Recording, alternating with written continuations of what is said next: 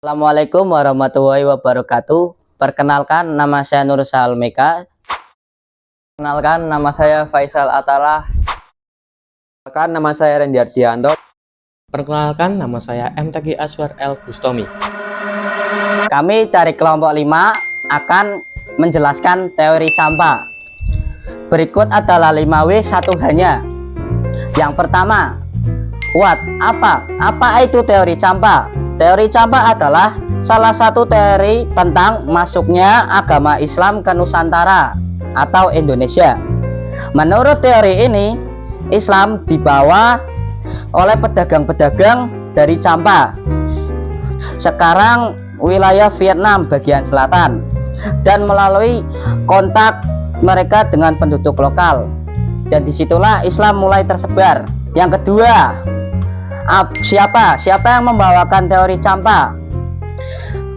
Yang pedagang dari Champa dan sejumlah imigran muslim dari Champa yang datang ke Majapahit, terutama berkaitan dengan kisah Putri Champa yang dinikahi oleh Raja Brawijaya V, dan kemudian kedatangan rombongan muslim ke Jawa karena hubungan kekerabatan maupun kepentingan politik.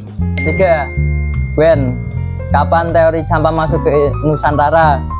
Waktu pasti tidak disepakati secara tunggal. Beberapa sumber menyebut abad ke-11 Islam sudah dianut sebagian orang di Champa. Imigrasi ke Majapahit terkait kisah Putri Champa terjadi sekitar tahun 1428 sampai 1430 Masehi. Yang keempat, di mana asal kerajaan Champa? Asal kerajaan Champa sekarang di wilayah pesisir Vietnam. Tujuan Nusantara khususnya Jawa atau Majapahit serta daerah laut atau sekitarnya. Keberadaan makam Putri Champa di Trowulan, Jawa Timur, dan komunitas muslim dari Champa yang masuk ke Majapahit. 5.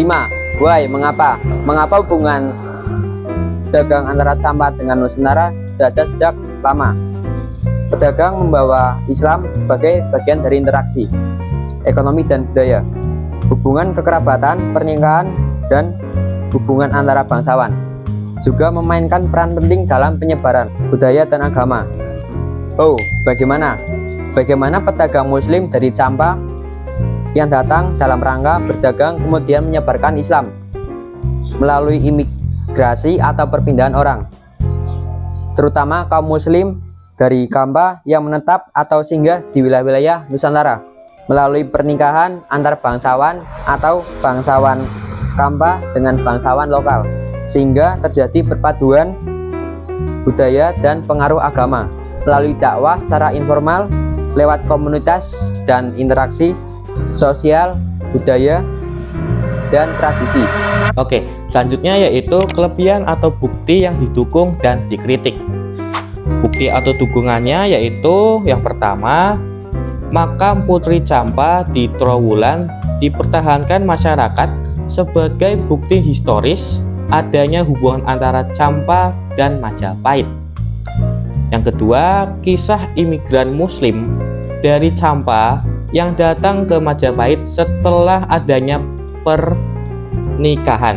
Lalu kritiknya adalah yang pertama, banyak aspek dari teori ini didasarkan pada sumber sastra lokal, hikayat, babat yang kadang tidak memiliki verifikasi arkeologis yang kuat, sehingga kadang sulit memastikan mana yang fakta sejarah, mana yang legenda.